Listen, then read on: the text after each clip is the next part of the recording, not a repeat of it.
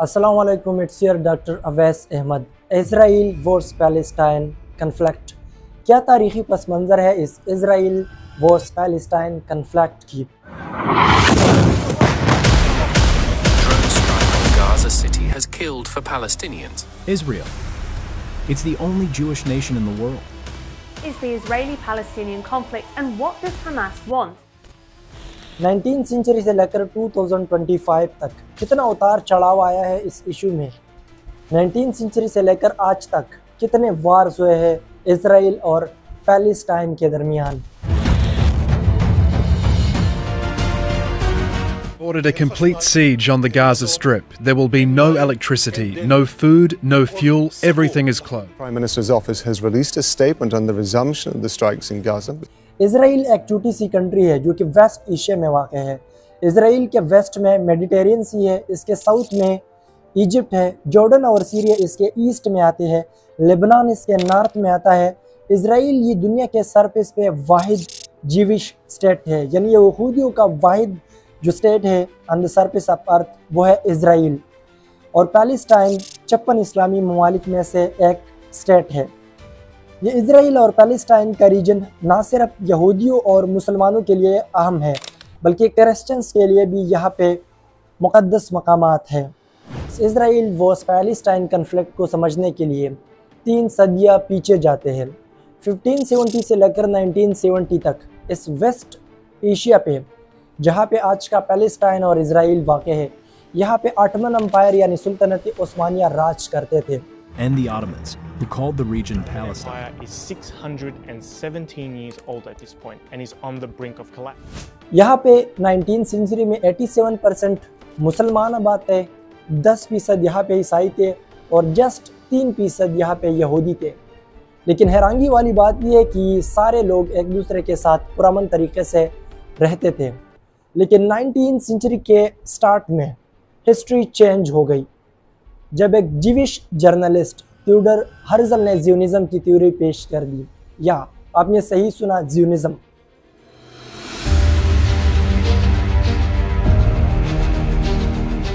ज़ियोनिज़्म की थ्योरी के मुताबिक या ज़ियोनिज़्म के आइडिया के मुताबिक यहूदी एक अलग कौम है, ये अपनी एक पहचान रखते हैं और यहूदियों को ये हक हासिल है कि वो पैलेस्टाइन में अपने लिए एक होमलैंड बनाए। ये टाइम था पहले जंग अज़ीम का। ब्रिटिश गवर्नमेंट अपने सपोर्ट के लिए यहूदियों को खींचने की कोशिश करते हैं। वो यहूदियों को कहते हैं कि हमने आप लोगों को एक जीविश स्टेट देनी है पैलेस्टाइन में। उसके लिए वो बेलफोर डिक्लेरेशन की अनाउंसमेंट करते हैं। बेलफोर डिक्लेरेशन के मुताबिक अगर यहूदी ब्रिटिश गवर्नमेंट को इस जंग अज़ीम में सपोर्ट करेंगे तो उनको पैलेस्टाइन के लैंड में अपना एक जीविश स्टेट मिलेगा। लेकिन ये ब्रिटिश गवर्नमेंट के लिए कोई आसान काम नहीं था, क्योंकि 1960 में ब्रिटिश गवर्नमेंट ने फ्रेंच गवर्नमेंट के साथ ये मुआहिदा किया था कि जंग अज़ीम के बाद, पहली जंग अज़ीम के बाद हम अरब को यूनाइट होने नहीं देंगे, हम अरब के इत्तेहाद को तोड़ेंगे, हम अरब को मुकम्मल टुकड़े टुकड़े करेंगे, उनको तकसीम करेंगे और तकसीम के बाद ये पैलेस्टाइन का जो रीजन है ये ब्रिटिश के कंट्रोल में आएगा।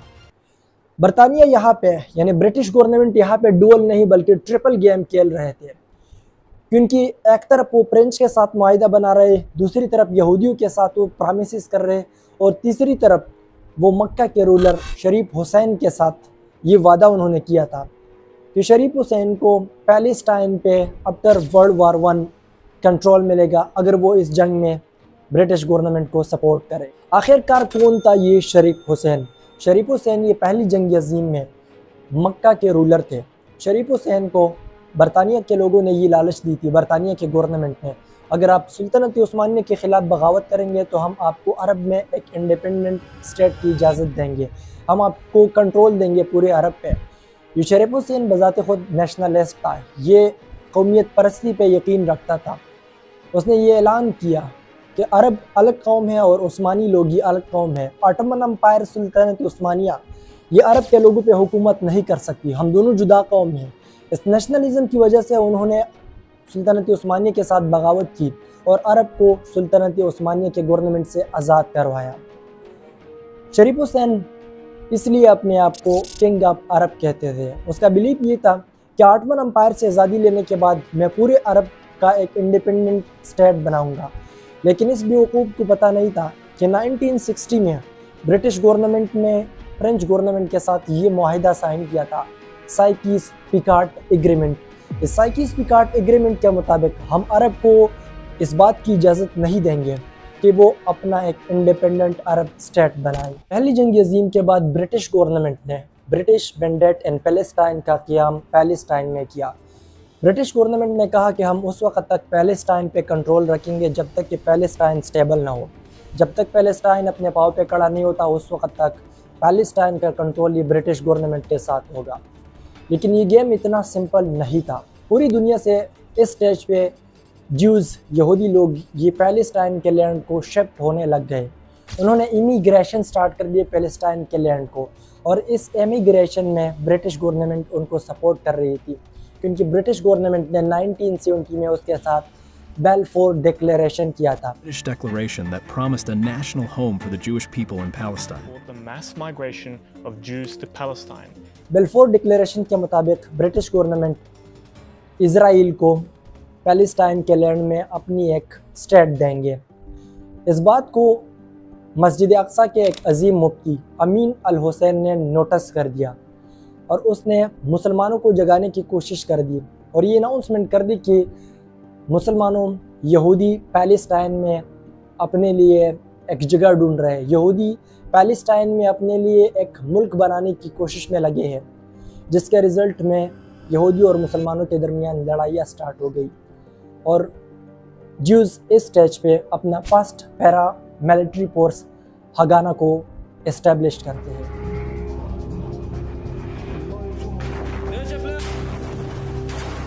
(1930s) में सीरिया के शेख अल कासम यहूदी को रोकने के लिए पैलेस्टाइन आते हैं, लेकिन 1935 में ब्रिटिश गवर्नमेंट उनको शहीद कर देती है। इस इंसिडेंट के एक साल बाद 1936 में अरब के लोगों ने स्ट्राइक स्टार्ट कर दिया और ब्रिटिश गवर्नमेंट के प्रोडक्ट्स की बाइकाट स्टार्ट कर दी। इस स्ट्राइक को जुल्म और तशद्दुद के साथ ब्रिटिश गवर्नमेंट ने सप्रेस करने की कोशिश की। इस स्ट्राइक और बाइकाट को ब्रिटिश गवर्नमेंट ने बहुत जबर और तशद्दुद के साथ ख़त्म कर दिया और तकरीबन आबादी के 10% अरब को या तो शहीद कर दिया गया या उनको कैदी बनाया गया। Israel has responded by killing hundreds of people in Gaza.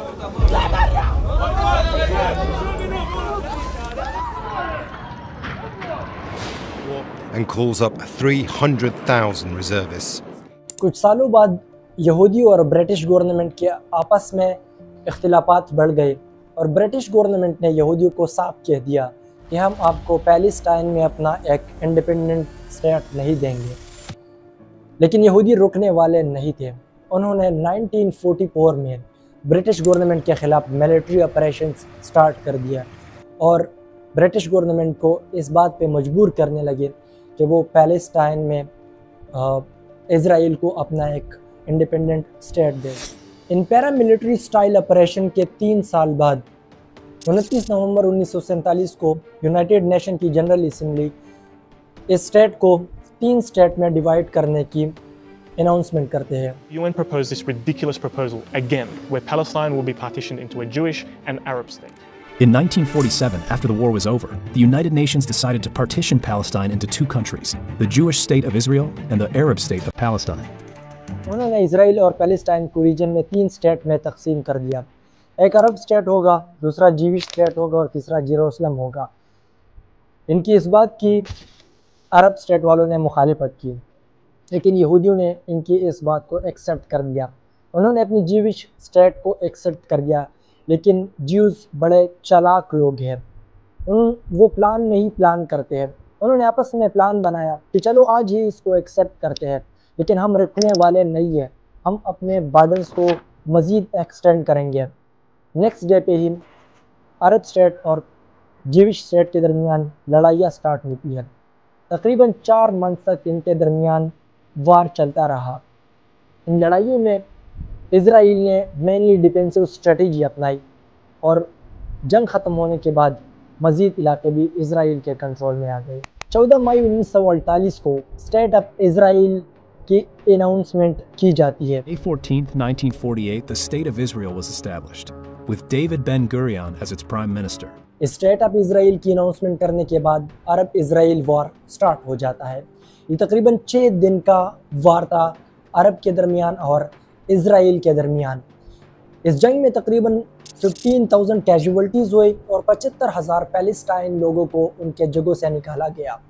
इस जंग के 2 साल बाद 1950 को यहूदियों ने लॉ ऑफ रिटर्न पास की। इस लॉ के मुताबिक यहूदी चाहे दुनिया के जिस कोने में भी है तो वो आ जाए और यहाँ पे हमारे जीविश स्टेट में आबाद हो जाए। इस लॉ ऑफ रिटर्न के मुताबिक यहूदियों को यहाँ पे वोट का हक हासिल होगा, चाहे वो दुनिया के जिस कोने में भी हो, चाहे वो इससे पहले यहाँ पे रहते थे या नहीं। 1967 में अरब और इसराइल के दरमियान दूसरा वार स्टार्ट हो गया। ये वार तकरीबन 6 डेज के लिए था। इस वार के रिज़ल्ट में इसराइल वालों ने वेस्ट बैंक पे कब्ज़ा कर दिया, जेरूसलम पे भी कब्ज़ा कर दिया, गाज़ा स्ट्रिप, इजिप्टियन सीना, गोलान हाइट्स और 2 जजीरे जो कि गल्फ ऑफ अकाबा के थे, वहाँ पे इसराइल ने कब्ज़ा कर दिया। 6 अक्टूबर 1973 को यौम किपुर के दिन पे, यौम किपुर जो कि यहूदियों के लिए एक मुक़द्दस दिन है, उस दिन पे अरब फोर्सेस इसराइल पे एक सरप्राइज अटैक करते हैं।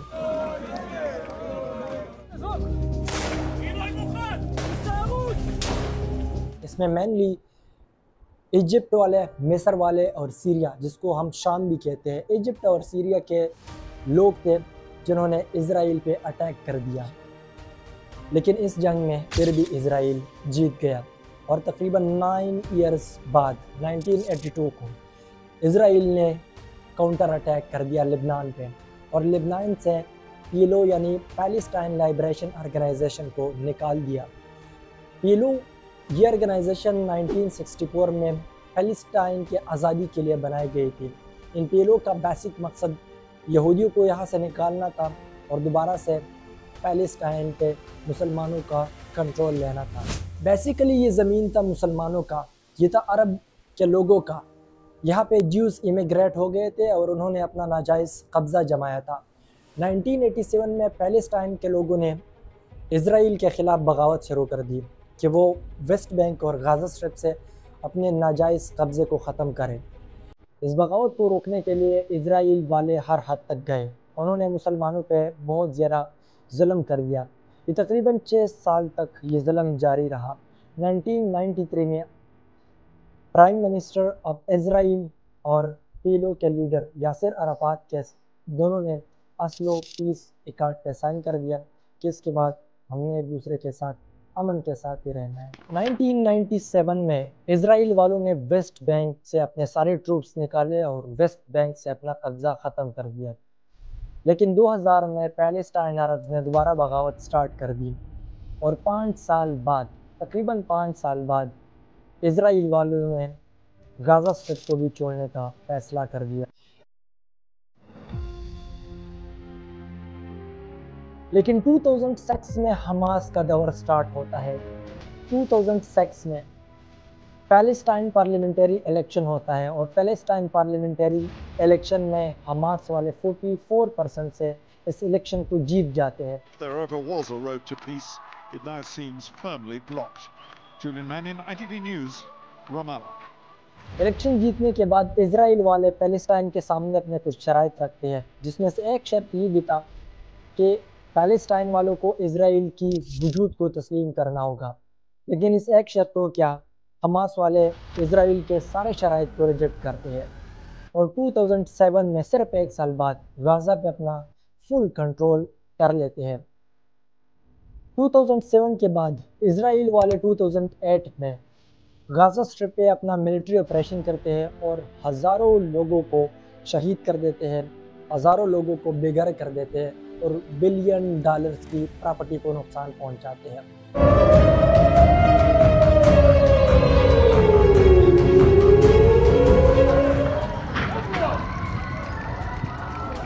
As Israel attacks refugee camps and the civilian infrastructure, Qatar, Egypt and the US try to negotiate a ceasefire.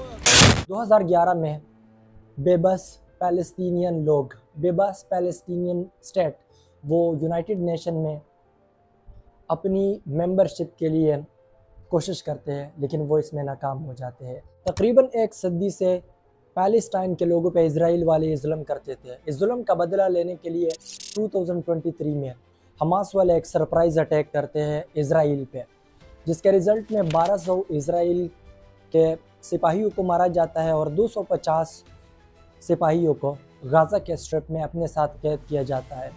लेकिन काउंटर अटैक बहुत ज़्यादा ख़तरनाक था। काउंटर अटैक में इजराइल वालों ने पैलेस्टाइन के हज़ारों लोगों को मारा, हज़ारों लोगों को बेघर कर दिया और रिपोर्ट्स के मुताबिक तकरीबन 2 मिलियन यानी 20 लाख लोगों को पैलेस्टाइन के अपने ही ज़मीन से डिस्प्लेस किया गया। करंट सिचुएशन ये है कि हमास वाले गाज़ा स्ट्रिप पे अपनी रूलिंग करते हैं, यानी गाज़ा स्ट्रिप ये हमास के कब्ज़े में है, वेस्ट बैंक ये इज़राइल के कब्ज़े में है। इज़राइल ये दावा करता है कि सारा जेरूसलम ये हमारा कैपिटल है, इस पे हमारा हक बनता है, लेकिन पैलेस्टाइन वाले कहते हैं कि जो ईस्ट वाला पार्ट है जेरूसलम का ये हमारा हक है, ये मुकद्दस मकामात है, मस्जिद अक्सा वाला ये पैलेस्टाइन का हक है। पैलेस्टाइन को यूनाइटेड नेशन के 135 मेंबर्स ने रिकॉग्नाइज किया है, लेकिन इजराइल को किसी ने भी रिकॉग्नाइज नहीं किया गया एज अ स्टेट। 1988 में इंडिया पहली कंट्री थी जिन्होंने पैलेस्टाइन को एज अ स्टेट रिकॉग्नाइज किया था। इस वीडियो में मैंने आप लोगों के साथ सिर्फ और सिर्फ पैलेस्टाइन की फेवर हिस्ट्री शेयर कर दी from the very start to the very end. इसके बाद आप लोगों के जहन में जो भी क्वेरीज हो और आप लोग मुझसे जिस तरह की वीडियो की एक्सपेक्टेशन रखते हैं तो वो आप मेरे साथ कमेंट सेक्शन में शेयर करें। Thank you so much. जज़ाकल्लाह। अल्लाह हाफिज़।